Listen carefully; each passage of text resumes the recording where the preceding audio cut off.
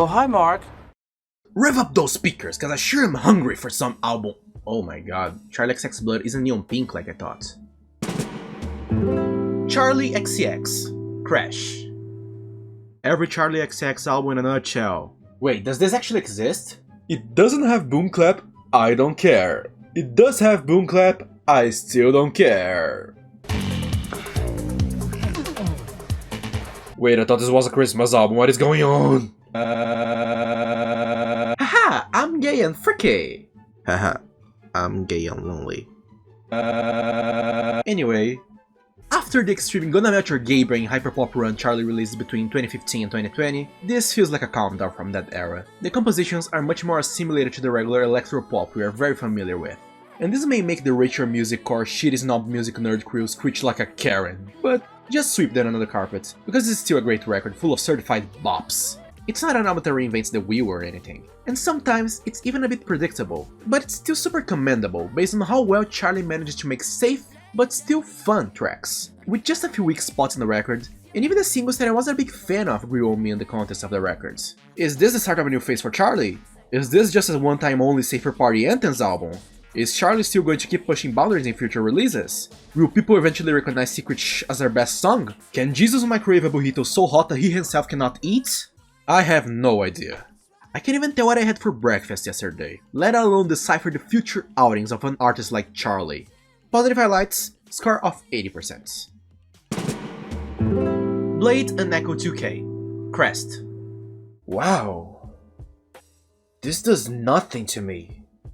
After seeing the rave reviews this thing has been getting, plus one of you recommending it to me, I was hoping this would be an awakening moment for me. Yes, but actually no. I still don't feel Bladee, I still don't feel Echo 2K. I say I don't feel, because I do get them. I see the appeal of their music, and I believe this is a step in the right direction for me to actually get to enjoy their music. And sure, I think overall I like this album more than the average for them, but I still feel like there's a long and rowdy way until I enjoy the music these two make. And this because I tend to love Swedish music. Why have you betrayed me this time, Sweden? Why? Well, that was cringe. Highlights, 53%. Ibibio Sound Machine, Electricity. Electricity? Man, I already was electrocuted last month. I don't want that to happen again. Well, I guess. Wish me luck.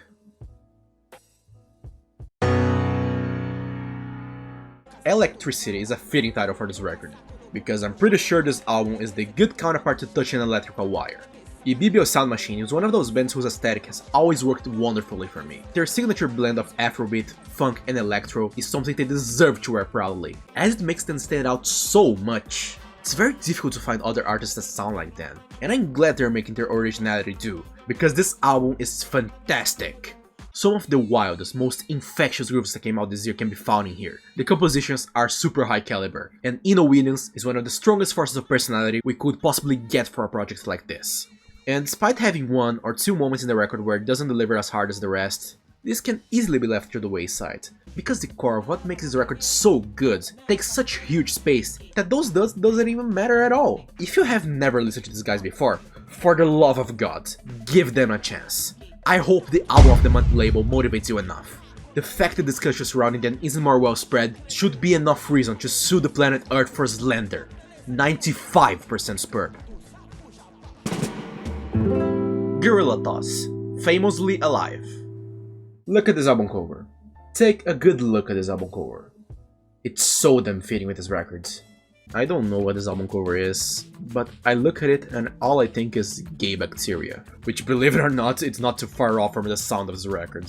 It's a super colorful new psychedelia release that blends in a shitload of different genres to the point that it feels uncomfortable or even gross. But shockingly, that's a good thing. One that may actively hurt the record when it's not well dosed, but still a good thing. That helps the record stand out in anyone's listening logs. And sure, it may drive some people off with its excessive experimentation, but don't judge it until you try it, okay? It is the Charli XCX plus Viagra Boys blend that I never knew I needed, and it's one of the most surprising records I've heard this year. Positive highlights, plus the percentage of 81 in here. Phife Dawg, Forever. Oh no, no, no, no! It's always a worrying sign when these come out. You never know when you're going to get a Circles or a Bad Vibes Forever. But the Sweet Five Footer in Heaven blessed us, with an album that is more on the Circle side of the spectrum. This feels like how a posthumous album should feel, like a tribute to the artist in question. And yeah, there may be an unexpected lack of soul that usually haunts albums like this, especially ones released so long after the artist's passing. But thankfully, nothing truly harms these records, and this feels like the tribute Phife deserved. Here comes the highlights of this, get this, 85% superb records. Ghost, Impera.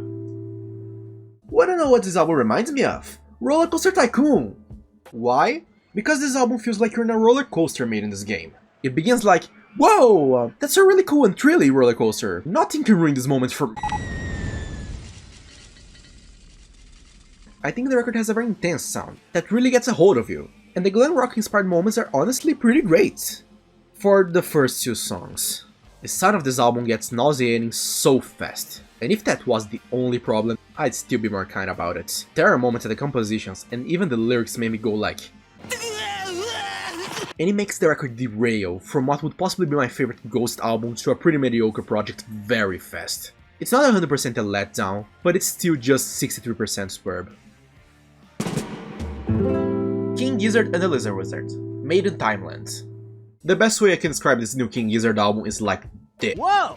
That's interesting, but I sure don't care!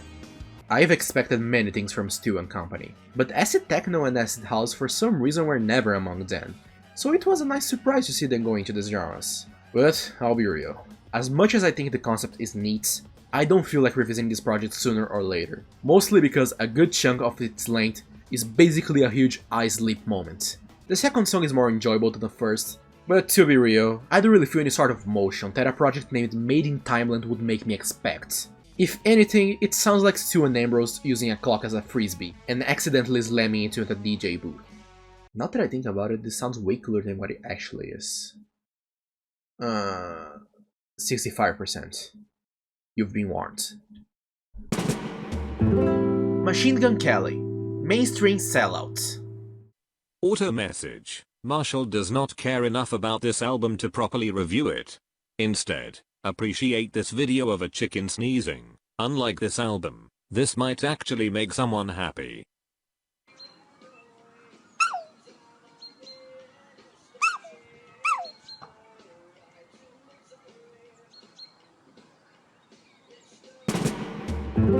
Denzel Curry, Melt My Eyes, See Your Future.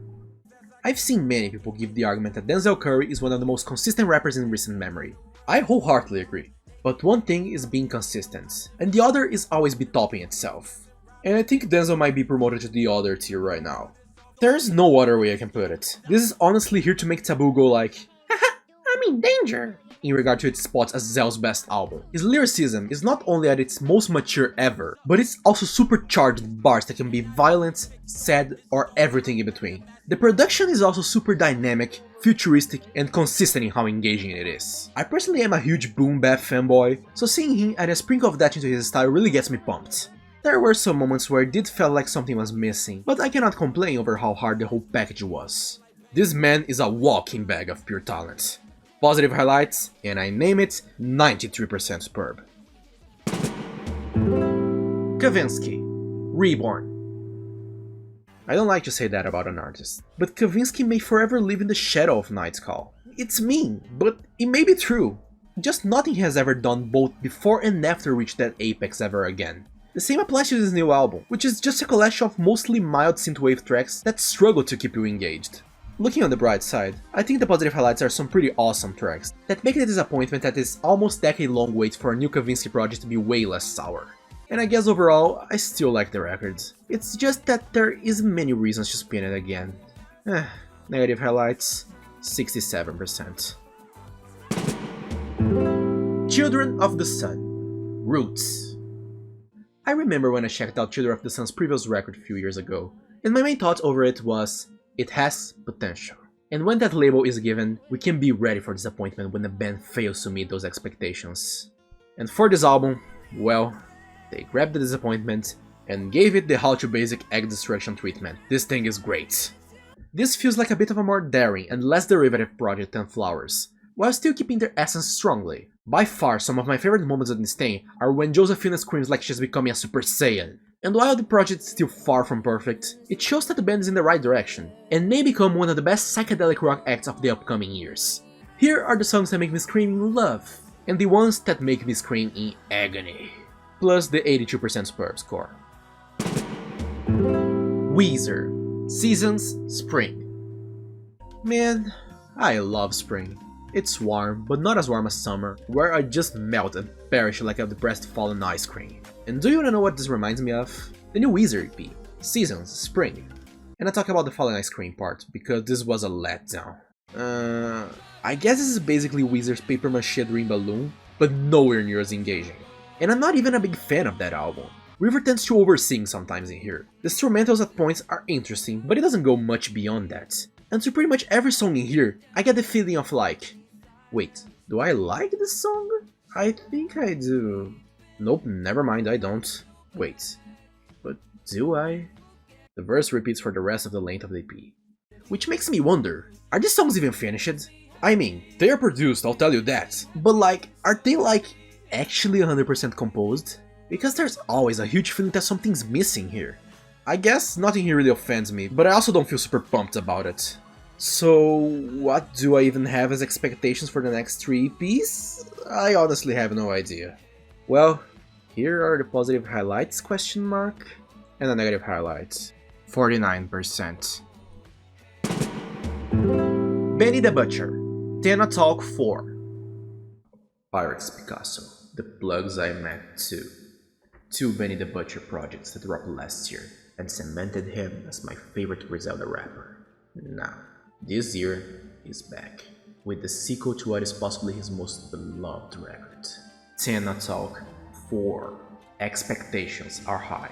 Will he deliver a masterpiece for the ages and certify himself with the title everyone craves in the rap realm? The GOAT?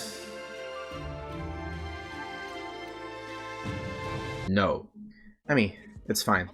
Fine lyrics, fine beats, someone would stand out for good or for bad, but overall, this is a pretty average Griselda project, and possibly his least interesting since Stabbed and Shot. You don't even get a lot from this review, this is just disappointing. Hopefully we'll get better stuff from Benny later this year. It's still March, there's still enough time for him to drop 15 mixtapes, 7 EPs and 2 more albums, so who knows. But this one is just 69% superb. Also stop giggling. Rex Orange County. Who cares? About the dogs in the album cover? I do, 100%. Look at them, how cute. Oh my god. Ah! But about the album? Nah. I guess not me. I don't even know what to say that stands out in here. It's just a normal bedroom pop album. All the songs are fine, but they also don't go much beyond that. Not even the positive highlights. I did enjoy listening to this, but none of the songs stuck with me. And this doesn't even feel like an album will return much in the upcoming months. A basic review for a basic album. 70%. Best albums of the month! Best albums of the month! Best albums of the month! Woo! Now for real, go listen to the new Ibibio Sound Machine album, that thing is dope.